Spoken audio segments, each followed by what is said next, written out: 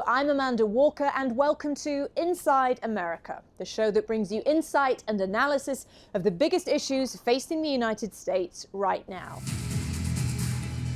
In today's episode, the fight against climate change under the watch of a president-elect who calls it a scam. With his push for fossil fuels and pledge to repeal President Biden's climate policies, environmentalists say Donald Trump's re-election is extremely dangerous for the world and a body blow for collective climate action. We will blast through every bureaucratic hurdle to issue rapid approvals for new drilling, new pipelines, new refineries, new power plants, new electric plants, and reactors of all types. Wyoming will continue powering America, this time with wind energy. But with the rise of cheap, clean energy often benefiting Republican districts, how easy will it be for Donald Trump to make the economic case for repealing existing climate legislation? Coming up, we speak to a green energy company whose clients are worried about whether their industry can keep growing. They've come to us saying, gee, change in administration, how's this going to affect our ability to do that? And we assess the impact a US opt-out will have on the global fight against climate change. The incoming administration has made no secret of the fact that they have a fossil fuel agenda in mind, a destructive agenda. So while Joe Biden is unlikely to achieve his goal of halving US emissions by 2030, the will was most definitely there. Clean energy has boomed under the Biden administration, largely due to tax incentives from his landmark Inflation Reduction Act. Solar energy is one of the fastest growing job creators, fueled by those tax credits that have established it in communities across America. We visited one to find out if they think clean energy can survive an administration that's all about drill, baby, drill. These solar panels power this entire elementary school. Any initial skepticism was eclipsed by massive savings on energy bills. The benefits of what is effectively an on-site science project and job creator are hard to argue against. This is how much power it's made throughout the day. Brett Sundin used to attend Stuart Draft's Elementary in Virginia. He's now a project manager for the solar company that's responsible for the panels. So Brett, how's business? Business is great. We're doing a lot of projects for schools and hospitals currently. We mainly operate in Virginia and West Virginia with one project in Maryland, but we're going to continue to expand in West Virginia next year, hopefully, and also Virginia. So things are looking good? Yep. Solar energy is now part of the fabric of this community. When Donald Trump won, questions about the future started being asked. There's been some concerns expressed by some of our key customers because they want to continue to develop solar on their many facilities. And so they've come to us saying, gee, change in administration, how's this going to affect our ability to do that? There are real fears that Trump's promise to repeal Biden's major climate policies could mark the end of US emergence as a clean energy superpower. Can the clean energy industry survive under Donald Trump? Absolutely. Those of us who are in this industry, we know we're on the right side of history. And we know we're backed by not only folks at the community level, but at the corporate level, in the halls of Congress. Everyone is keenly concerned about this notion of resilience, stewardship of our resources, job creation. So those things are fairly immune to what goes on in Washington, D.C. So this is bigger than one president? Oh, absolutely. This is a tide that no one can turn back. But the symbolism of a climate skeptic US president leaves many people feeling deeply disappointed. I'm really concerned about the messaging coming from a leader of the most powerful country in the world denying that climate change is anything but a hoax. This has worldwide ramifications because as America leads, it has a huge impact on other countries. So I'm concerned for my grandchildren. So the clean energy industry is bigger than Donald Trump. That's one view from Virginia. But what about global progress on climate action? Trump's re-election sent shockwaves through the recent UN climate summit in Azerbaijan. Experts and politicians have used words like heartbreak, claiming the US is now a major threat to the planet. One scientist said Trump will be a wrecking ball to global climate diplomacy. Her name is Dr. Rachel Cletus, and she's a policy director at the Union of Concerned Scientists. We reached out to her to learn more, and I started by asking her where we are right now in the fight against global warming. Well, unfortunately, we're continuing to see global heat trapping emissions rise in direct conflict with the goals of the Paris Agreement. And we're seeing global average temperatures nudge up as well. 2024 will once again be the hottest year on record, continuing a trend. We're seeing these extreme climate fueled disasters all around the world. So it's a very sobering moment where policymakers are simply not stepping up to take the actions that we need to address this crisis. Generally speaking, how important is America's role in this fight? The United States is the largest historical contributor to heat trapping emissions. It's a relatively rich country, and it has made some significant progress domestically with policies like the Inflation Reduction Act, pollution standards, actions that states have taken to promote clean energy. But it's still falling well short of what it needs to do as far as its fair share, given its huge contribution to the climate crisis. So, what's been the impact of a president for the last 4 years who is very much on board with this fight? The Biden administration has had a really important effect on U.S. climate progress. They have backed a series of policies, including legislation and pollution standards.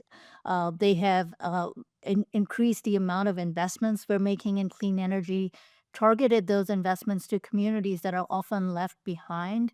This is all crucial. But at the same time, we've seen fossil fuels expand phenomenally. We're now one of the largest producers and exporters of oil, gas, and this is at direct odds to what the science shows is necessary. We have to turn down the tap on fossil fuels and start to transition away from them, and that has not happened during the years of the Biden administration. So, Donald Trump wants to increase the flow of fossil fuels. He's called over the years repeatedly climate change a hoax. Drill, baby, drill's been a mantra. On the campaign trail, he's mocked wind power, electric cars. A lot of that is talk. But what impact right now, as we are heading into his second presidency, do you think that Donald Trump being at the helm will have on the global fight against global warming? There's no question the incoming administration has made no secret of the fact that they have a fossil fuel agenda in mind, a destructive agenda. They're going to try to roll back as many of the policies as possible. But yes, it does. A lot of it can be talk, and what they actually manage to accomplish, we await seeing. But the reality is, already we're seeing in the nominees that they're announcing for various key positions, this is a fossil fueled agenda. This is an agenda that's entirely beholden to the fossil fuel industry, to their profits rather than the public interest. And at a time when we need to be bending that emissions curve sharply, this will definitely set back progress, not just for the US, but for the world in this fight against climate change. Is it as negative as it seems when you have top oil gas CEOs saying it's not really possible to produce more? And also, we spoke to one solar company in Virginia who said, look, I firmly believe that clean energy is bigger than Donald Trump, bigger than one president. So is this established enough now, more so than it was in 2016, to withstand much of what Donald Trump has been saying? That's the reality. This shouldn't be partisan. Clean energy is good for the economy. It's good for consumers' pocketbooks. It's good for our health. And what we're seeing with the Inflation Reduction Act, for example, is that around the nation, these investments are fueling local economies, lots of small businesses. 80% of it is happening in so-called red districts. So this is not a partisan issue. Whether the state is red or blue, they're benefiting from these investments, and we expect that they will continue to have support. But as I mentioned, this is a moment where we need to be accelerating that momentum, turning down fossil fuels. It's not enough to just keep steady. We've got to accelerate that transition away from fossil fuels. I just want to put to you some comments from Chris Wright, who is Donald Trump's pick for energy secretary. He acknowledges that burning fossil fuels is contributing to rising temperatures, but he also says that climate change makes the planet greener by increasing plant growth, that it boosts agricultural productivity and likely reduces the number of temperature-related deaths annually. To quote him, it's probably almost as many positive changes as there are negative changes. What's your response to that? Well, this is just a completely anti-scientific argument. The science is very clear on this. Climate change is already having a very destructive impact in terms of increasing extreme heat waves, which are deadly and costly, rapidly intensifying hurricanes, leading to longer and more intense large wildfire seasons. It's affecting drought, water availability for farmers in the United States. To have this level of misinformation, frankly, deception from government nominees and the highest levels of government in the incoming administration, this is just very, very destructive, and it's bad for people. That's what we have to understand. This is an agenda that's entirely designed to line the pockets of fossil fuel companies. The DOE nominee himself is a fracking executive. This is not about the public interest, whether it's the economy or health, and it has to be called out. So Dr. Rachel Cletus there from the Union of Concerned Scientists. Now, there are few issues in the US that aren't deeply partisan, and climate change is no exception. So let's explore some of those political challenges with our panel. Joining me to discuss is Cara Sol-Rinaldi, who is President and CEO of the Andil Policy Group. Skylar Zunk is co-founder of Energy Right, a conservative non-profit based in Virginia. He's also a former Trump administration staffer. And Sarah Schernhardt is international climate reporter at E&E News by Politico. Thank you all for joining us. So, Skylar, let me start with you. You're working to bring Republicans on board when it comes to climate change and clean energy. But just step back a bit. Why is this a partisan issue? Well, in our opinion, it really shouldn't be. Listening to DC political conversations over the past decade, clean energy has been a partisan issue, but I think there's an enormous opportunity for conservatives to add their voice to the conversation, implement some conservative ideology, and getting clean energy done the right way. We do our best to depoliticize it and focus in on those local issues where these projects are being permitted. There's a whole lot of benefits that clean energy development can bring to the rural communities that are hosting these projects. And Kari, you're really at the heart of those tax incentives from the Biden administration that have really pushed his climate agenda. How are you bracing for a president who essentially doesn't have your back anymore? This is not a partisan issue. It really shouldn't be a partisan issue. Energy efficiency, which is what many of these clean energy tax credits do, is bring a lower cost to high efficiency technology to the American people. Just a 25C tax credit that could help people get heat pumps and make their homes more efficient through insulation. Those tax credits were in 2023 at an average of almost $900 a household to upgrade their homes. And President Trump has made it clear on the campaign trail that he wants to support the homeowners and Americans achieving lower cost products. And that includes the clean energy products that go into people's homes. And just more broadly speaking, Sarah, from a global perspective, you've just been in Azerbaijan at the UN Climate Summit. So what kind of reaction was there? Was there a very dark shadow cast over that by the re-election of Donald Trump? I think people are certainly worried. There are a number of questions about what the incoming administration will do with regards to not just its domestic stance on climate, but how it engages internationally. Trump on the campaign trail has vowed to withdraw from the Paris Climate Accord, and that is something that has united countries for the past decade. There was also a lot of I would say, resilience from countries and saying we've been here before. We are better prepared to try and deal with a U.S. that is antagonistic or that withdraws from some of their climate cooperation, and I think a determination to move forward on the part of many countries. And you started to see other large emerging economies, the European Union try and step in and say that we're prepared to fill any vacancy on the part of the United States. So there is perhaps a sort of a rallying sense of getting together and pushing back against any resistance globally. How can that happen, would you say, Cara, domestically? You've got environmentalists saying that they plan to rally Democrats and Republicans to stop Trump from eradicating these Biden measures. What is the best strategy going into this? Is it the economic line? Yes, I mean, the energy efficiency and clean energy makes good economic sense. There are large businesses who employ, hundreds of thousands of people to do energy upgrades, to make energy efficiency products, to make solar panels, to install solar panels. Small business contractors across the country that are installing solar panels on homes, that are upgrading America's homes and buildings. This is part of the American economy, and it's part of the job growth that we've seen over the past couple years, and we're going to see even more as the Inflation Reduction Act implementation really takes hold. And to stop that progress is not something that I think that this administration would want to do. Yeah, Skylar, we were saying we went to Augusta County in Virginia, where it seems like solar's really accepted as part of the community now. But it's not that straightforward, is it? Even when it makes economic sense, even when people have opened their arms to it, you've got people working out there to prevent these kind of projects happening, namely Citizens for Responsible Solar. Who are they and what are they up to? It sounds benign, is it? It's not benign, and there are a lot of opposition groups that are working to halt the advancement of clean energy. I think that's counterproductive.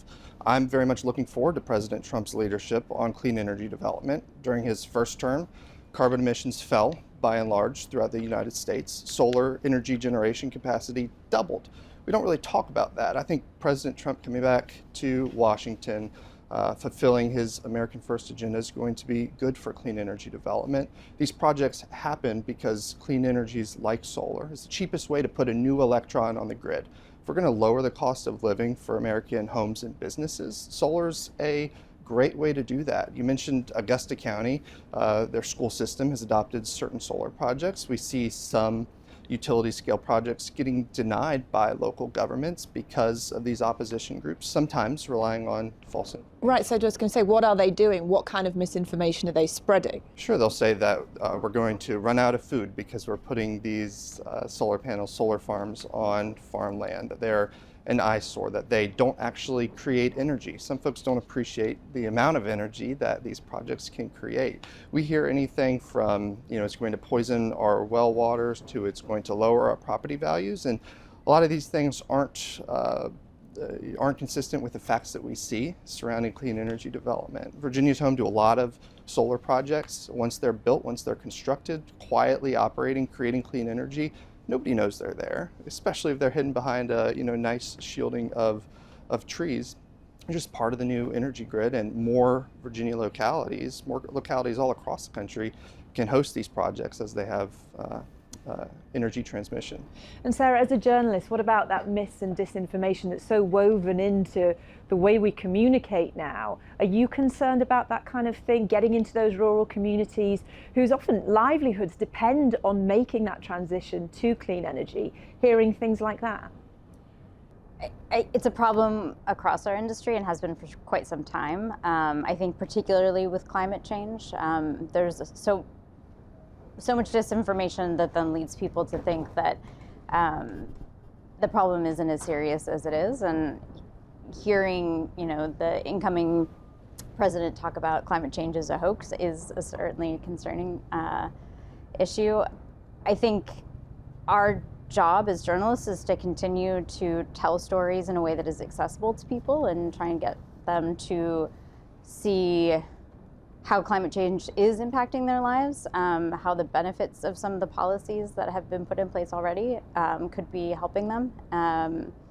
But certainly, I think when you have media that's very siloed, people sort of retreat different corners and follow the information that they aligns with their political views, and that's worrying. And I think that's a problem across media that we still haven't found a solution to. Yeah, because you do have to get people to buy into this, right, Kari? Obviously, the tax incentives are a big help, but how do you change people's minds? It seems like there is a slight shift in the communication from the Trump administration to be, and that it's less about climate change doesn't exist and more about don't worry about it, it's not imminent, and the notion of climate alarmists basically getting a bit ahead of themselves. How do you communicate the right level of urgency that's going to engage people and get them on board? I think the issue is that it's not just about climate change, because the exact same things that solve climate change also provide grid reliability, also provide jobs to Americans, also provide lower costs to their homes and their vehicles.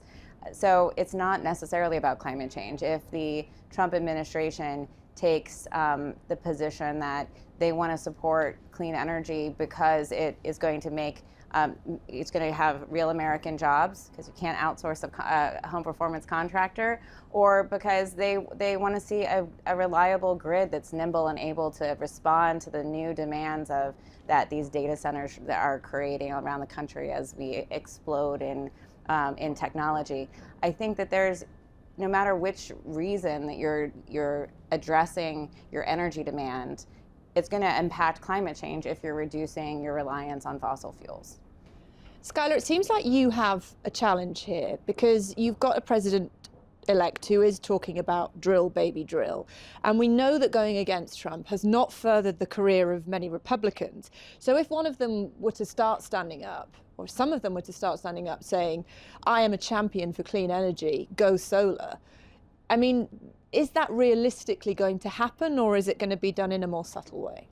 I don't know. You have probably America's largest cheerleader for solar and clean energy in Elon Musk, who has Donald Trump's He seems to have backed off a little bit, though, because he is in that group that I was mentioning to Cara, that he used to say, you know, we need a protest against fossil fuels, and now he seems to be in the camp saying, okay, it's happening, but it's not so urgent. Well, I think even Mr. Musk would agree that we can't just transition to 100% renewables immediately. It's going to take some time. Betting against President Trump is never really a good bet, but I think there will be some areas for him to lead on with clean energy development in terms of domestic manufacturing of solar technologies, keeping the tariffs that he put on in his first term that Biden then kept on as well to increase that American manufacturing of clean energy technology. There's nothing wrong with pursuing fossil fuels as we continue to develop more clean energy, and looking forward to his leadership there. Sarah, what do you make of that? Elon Musk recently saying it's not like the house is on fire immediately. I mean, that's a big shift for this pioneer of electric vehicles. He's got the president's ear. Are you concerned about that influence? My colleagues have done a great amount of reporting on this. I will say you're absolutely right. In 2017, when Trump threatened to withdraw from the Paris Agreement, for example, Elon Musk was an advisor at the White House at the time and threatened to step back from that role because he saw it as a really dangerous move. And now we hear a very different tone coming from Musk. I think on one hand, he's prioritized other things. He's very interested in techno fixes, which in some ways could benefit climate action, but I think he's going to stand up for his businesses, which go well beyond Tesla. And I think the fact that he does have the ear of the president and may support some of the more extreme rollbacks that Trump is advocating for is certainly a concern.